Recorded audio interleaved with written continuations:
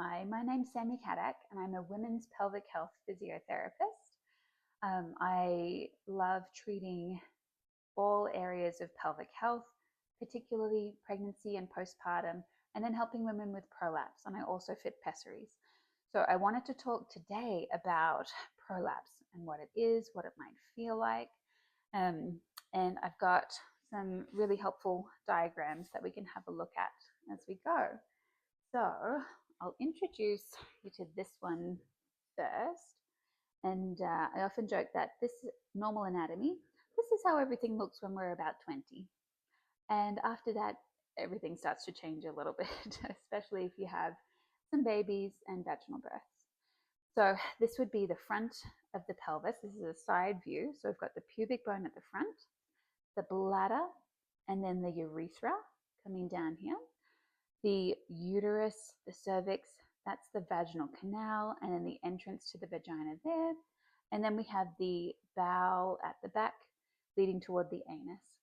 This see-through kind of shaded part here is the pelvic floor muscles.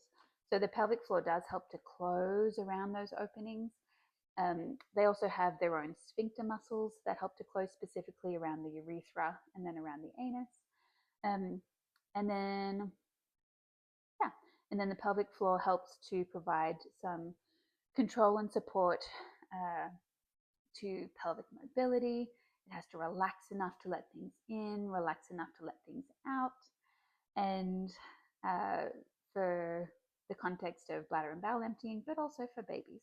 So we do need the pelvic floor muscles to be not just really strong, but also nice and supple and have good relaxation to them. When these muscles are too tight, then they can contribute to things like trouble emptying bladder and bowel, or pelvic pain, or pain with sex.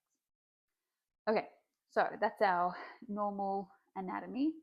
Doesn't look as neat as this. There's a bit of fascia and connective tissue missing that would be there in real life, but you get an idea of where the pelvic organs are sitting.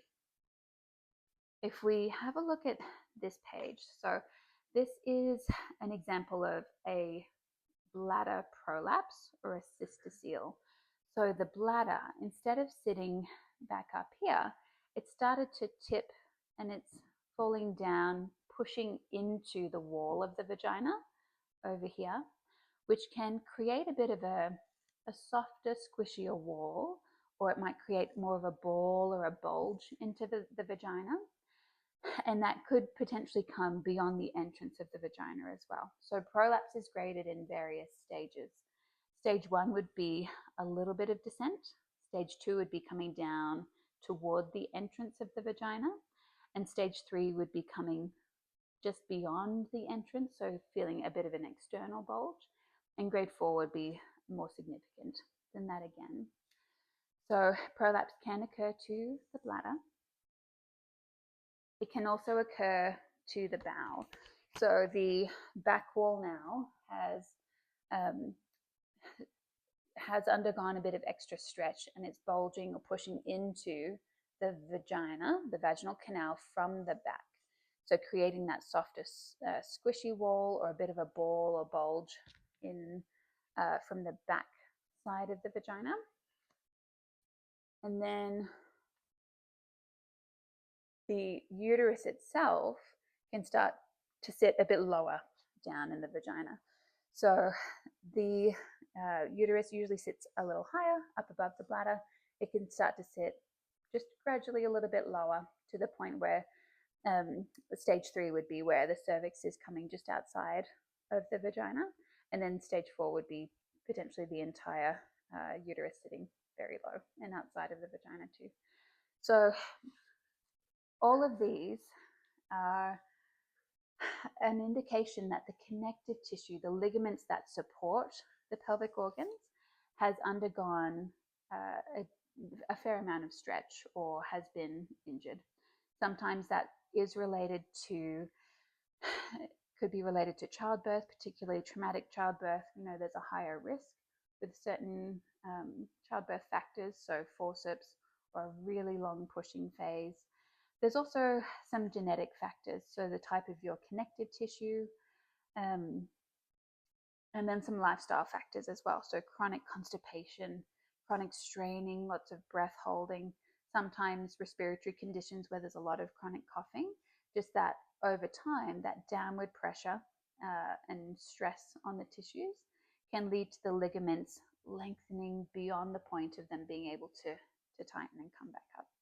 Unfortunately, unlike muscles, where if you tear a muscle, you can not feel, but it has the potential to heal. That tear can form some new scar tissue and the muscle can strengthen up again. The ligaments and the connective tissue that support the pelvic organs are kind of like puppet strings. They're coming from above and they're helping to suspend and lift the pelvic organs. And once they've stretched beyond a certain point, they don't have the same capacity as muscles to shorten and restore back to their original state. So that's where looking at lifestyle factors, strengthening the pelvic floor can help to reduce symptoms. Sometimes it can help to keep things in a better position, but it won't necessarily undo the stretch that has occurred and the prolapse level that exists. And so other interventions like a pessary or potentially surgery are other ways of restoring that structural positioning of the pelvic organs and helping you stay a lot more comfortable. So common symptoms of prolapse would include a feeling of heaviness or pressure in the vagina. For some women, that could feel like a tampon that's just not quite sitting right or feels like it's slipping down. Some women might feel a lot of softness or squishiness within the vagina, or a bit of bulging coming down to the entrance or just outside the entrance of the vagina. Sometimes, as the bladder and bowel moves downwards, it can also contribute to the bladder not being able to empty completely. So if the bladder's sitting down here, but this is the urethra where the urine exits, then if you need to pee, anything above the level of the urethra will drain and empty quite easily. But anything below the level of the urethra, it has to go uphill in order to get out. And so women might experience some urinary retention or the need to double void. So stand up, sit down, lean forward, wiggle around a little bit in order to help that fully empty the remainder of the liquid in the bladder. Similarly with the bowel, if we do have now this softening of the wall and this greater stretch of the rectum, this could become a bit of a pouch or a collection for stool. So instead of, as you're having a bowel movement, everything heading straight out via the anus, sometimes stool can collect down here, and it might feel like you haven't fully emptied, even though there's nothing else coming out. So doing some splinting or providing a bit of support with your hand on the outside of the perineum, sometimes a finger or a thumb inside the vagina and pushing back onto the back wall of the vagina to provide that more structural support again, can help to empty the bowels fully. And in both cases, having good bladder and bowel habits and good positioning on the toilet. So I'll talk about those things in another video. But I just wanted you to get an idea of what prolapse actually is, what it might feel like. I've got a whole nother video on pessaries and how they can be helpful. But I'd love to answer any questions if you have them. And yeah, let me know if that can help in any way. So I hope that was helpful for you to learn more about what prolapse is and what it might feel like. And knowing that sometimes just a feeling of heaviness or pressure in the vagina could actually be tension through the pelvic floor muscles, which can make you feel a bit more fatigued and heavy as well. So it's always worth going to a pelvic health physiotherapist to get a proper assessment and see what is the position of the pelvic organs, what is the health and strength of the pelvic floor, and what might be the next best steps for you.